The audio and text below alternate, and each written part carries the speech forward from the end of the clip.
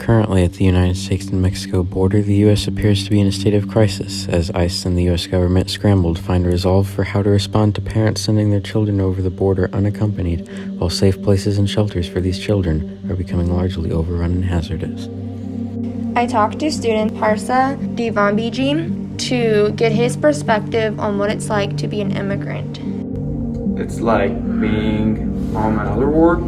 Everything is different.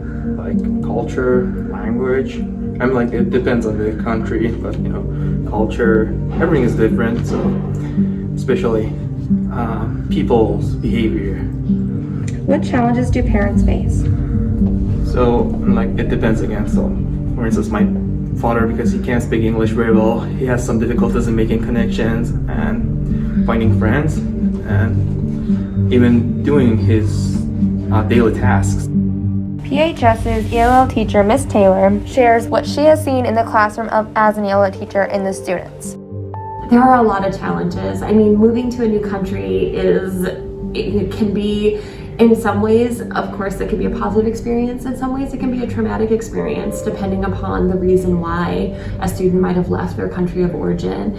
So some of it is just adjusting to being in a new country, adjusting to being around new people, learning a new language. So there's actually, I would say there's a lot of challenges. Some of them academic, some of them more social and emotional. Our community is what we make of it. And if we want people to think of Pattonville as a open and welcoming place, what makes it an open and welcoming place is the way we treat each other and the way we interact with each other.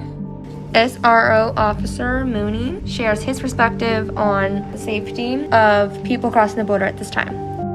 Well, in my experience as a police officer, the easiest victims are vulnerable people, and the immigrants, whether legal or illegal, don't really have a support base in our country, and those on that side of the border and this side of the border are making them more susceptible to being victims of anywhere from homicide to sexual assault to forced labor. During the days of the previous administration, their policy was to separate parents and children from each other, deporting migrant parents back to Mexico while keeping children in shelters and detention camps.